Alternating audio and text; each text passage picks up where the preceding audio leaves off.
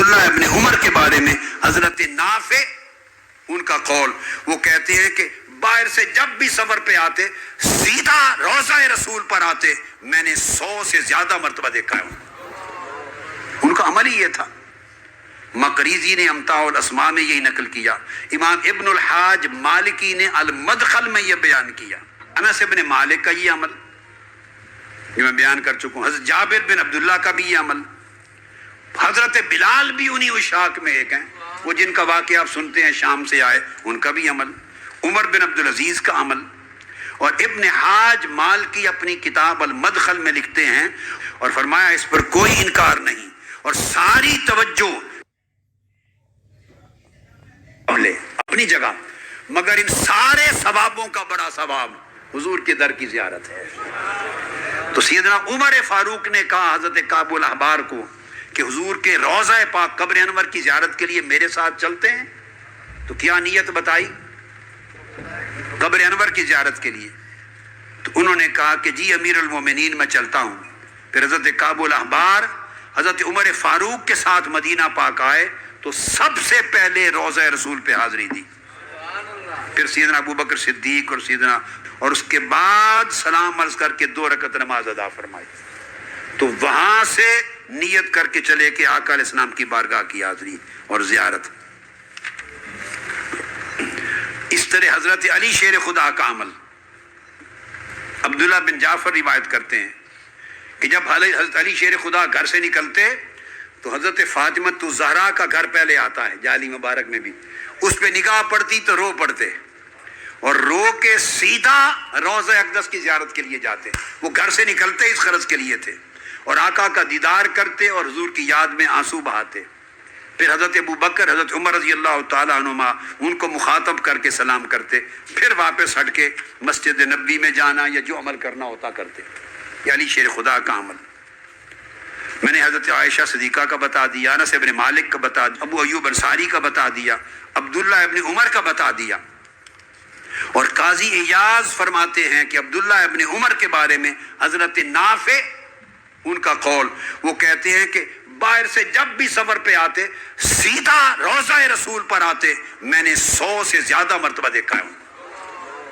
ان کا عمل ہی یہ تھا۔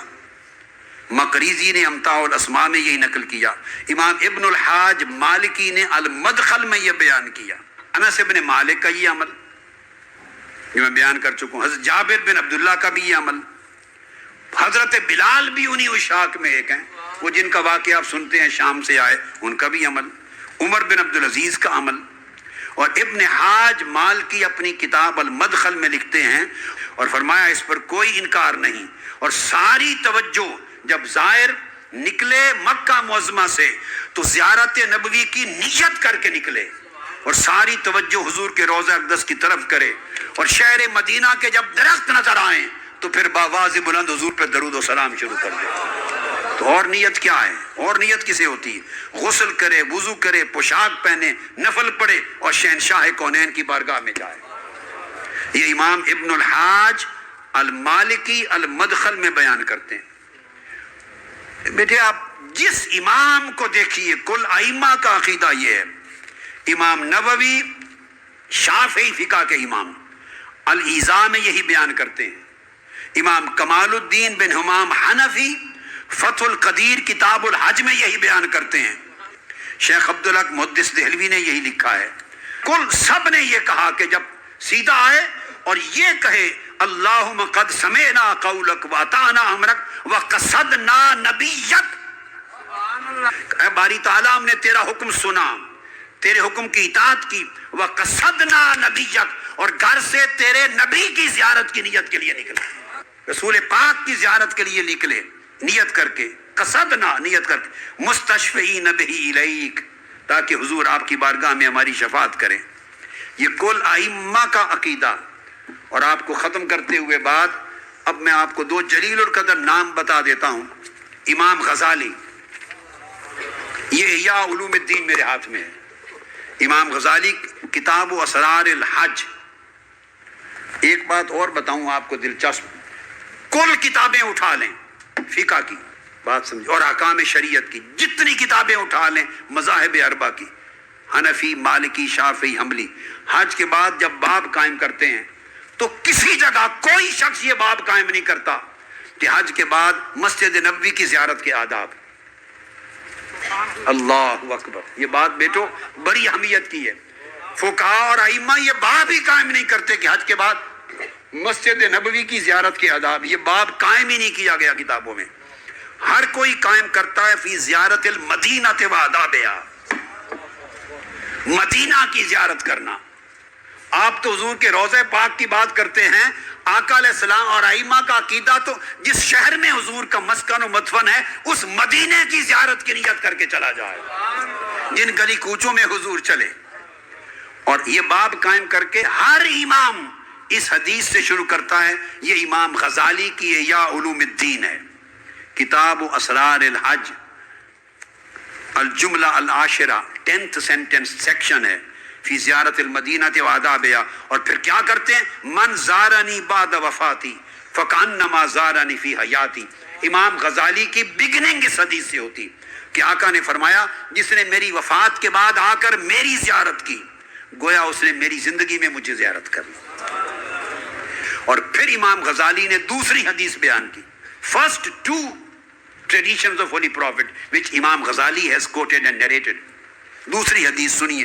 من جاءنی زائرن، جو گھر سے میری زیارت کی نیت سے نکلا، جو چلا جس نے سفر کیا میری زیارت کی نیت سے، اور فرمایا میری زیارت کے علاوہ لا یہم الا زیارتی، میری زیارت کے علاوہ کوئی اور خیال نہ رکھا. کان حقا علی اللہ سبحانہ ان اکون لہ شفیعا، تو اللہ نے اپنے اوپر لطف کرم کے ساتھ واجب کیا کہ میں اس کی شفاعت کروں گا. پھر آگے بیان کرتے ہیں جب حضور کی بارگاہ میں آئے وہی آیت پڑھے وَلَوْ أَنَّهُمْ إِذْ ظَلَمُوا أَنفُسَهُمْ جَاءُوكَ، اور یہ کہہ کر آگے امام غزالی کے لفظ سنیے. آداب کیا ہیں؟ آیت پڑھ کے امام غزالی فرماتے ہیں کہ اللہم انا قد سمعنا قولک وَأَطَعْنَا أَمْرَكَ وَقَصَدْنَا نَبِيَّكَ. اے اللہ ہم نے آپ کا قول حکم سنا، آپ کے امر کی اطاعت کی، اور ہم گھر سے نیت کر کے مصطفیٰ کی زیارت کے لیے چلے، تیرے نبی کی زیارت کی نیت سے چلے.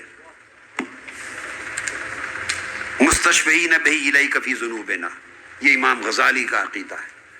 اور آخر پہ ختم کرتا ہوں، صوفیاء میں سے یہ بھی آ گئے، ائمہ محدثین بھی آ گئے. اب حضور سیدنا غوث اعظم شیخ عبد القادر جیلانی جو حنابلہ کے امام بھی ہیں، ہمارے تو شیخ اور کل اولیاء کے سلطان ہیں، مگر حنابلہ مذہب حنبلی کے بھی امام. ان کی کتاب غنیۃ الطالبین ہے. کیا؟ اس غنیۃ الطالبین حج کے ارکان، واجبات اور سنتوں کا باب، اور اس کے بعد مدینہ منورہ کی زیارت. کسی نے باب کبھی نہیں بنایا کہ اب حج کے بعد فی آداب زیارت المسجد النبوی، کسی نے نہیں بنایا. آپ کیا لیے پھرتے ہیں یہ تماشے؟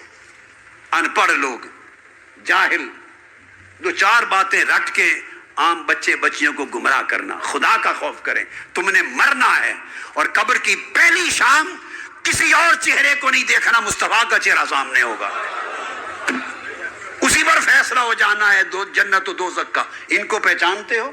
تو جن کی زیارت کی نیت کر کے جانے کو عمر بھر حرام کرتے رہے، اور جن کی زیارت کی نیت ہی کر کے نہیں جاتے رہے، ان کے چہروں کو کیا پہچانو گے قیام جنت کے دن؟ وہ کیا شفاعت نصیب ہوگی؟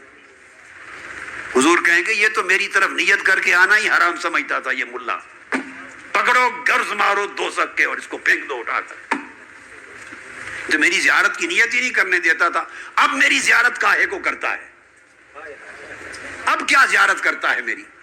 تو حضور سیدنا غوث الاعظم نے فرمایا رضی اللہ تعالیٰ عنہ کہ حضور کی مدینہ پاک کی جو حاضری کی نیت کیا ہے.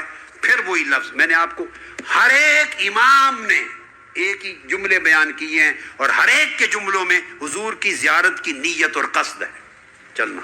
فرمایا کہ کہو اللہم انک قلت فی کتابک لنبیک، اے اللہ آپ نے اپنی کتاب قرآن میں حکم دیا وَلَوْ أَنَّهُمْ إِذْ ظَلَمُوا أَنفُسَهُمْ جَاءُوكَ، جانوں پر ظلم کر بیٹھے ہو تو میرے مصطفیٰ کی بارگاہ میں آ جاؤ. اسی نیت کے ساتھ آیا ہوں.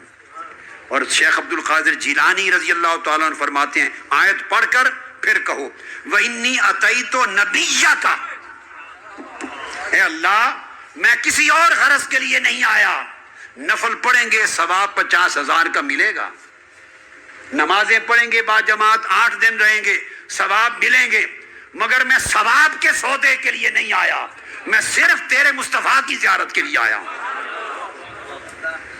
آقا کی زیارت کے لیے آیا ہوں۔ تو حضور کی زیارت کی نیت کرنے سے مسجد نبوی کا ثواب تو نہیں نا مٹ جانا۔ آپ فرماتے ہیں پیشوں سیدھا اور کہیں انی اتیت نبیک تائبا من ذنوبی مستغفرا، باری تعالیٰ میں آپ کے محبوب نبی کی خدمت میں ان کی زیارت کے لیے آیا ہوں، ان کی بارگاہ میں گناہوں سے توبہ کرتے ہوئے استغفار کرتے ہوئے، فاسألک ان توجب لی مغفرتا، تو حضور کے صدقے میری مغفرت کر دے۔ اور پھر اس کے بعد کہتے ہیں کما اوجبتہا لمن اتاہ فی حال حیاتہ، میں حضور کے روزے پر آیا ہوں، اسی طرح مجھے معاف کر دے کیونکہ میں حضور کی زیارت کی نیت کے لیے آیا ہوں۔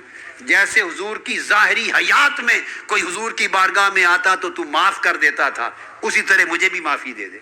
یہ حضور غوث الاعظم شیخ عبد القادر جیلانی کی غنیت الطالبین کے لفظ، اور فرماتے ہیں اس کے بعد پھر یہ دعا کرے اللہم انی اتوجہ الیک بنبیک، اے اللہ میں تیری طرف تیرے نبی کے واسطے اور وسیلے سے متوجہ ہوتا ہوں۔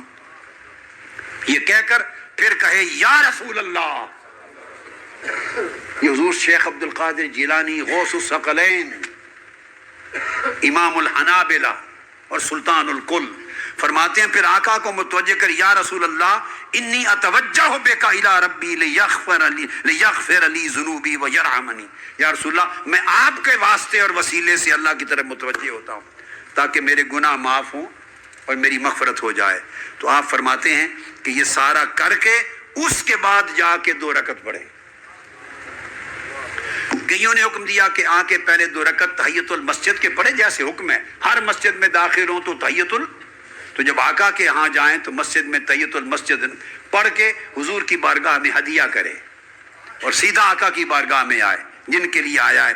تحیت المسجد آداب کا حصہ ہے، اور بعضوں نے کہا حاضری کے بعد جا کے 2 نفل پڑھے، مگر نیت اتیت نبیک، نیت فقط یہ رہے کہ باری تعالیٰ انی اتیت نبیک انی جئت نبیک، میں تیرے نبی کی حاضری کی نیت کے ساتھ آیا ہوں۔ اور اس کے بعد کہتے ہیں کہ پھر وہاں روضہ اقدس پہ نماز ادا کرے، اور جاتے ہوئے پھر یہ بھی سن لیں جب اگلے سال آئے گا تو اس کی نیت بھی بیان فرما دی۔ اگلی بار کہتے ہیں اللہم لا تجل آخر العہد منی بزیارت قبر نبیک، اے اللہ یہ جو حضور کی قبر انور کی زیارت کے لیے آنا ہے، یہ حضور کی قبر انور کی زیارت میری زندگی کی آخری زیارت نہ بنانا، اگلے سال پھر زیارت مصطفیٰ کے لیے لے کر آنا۔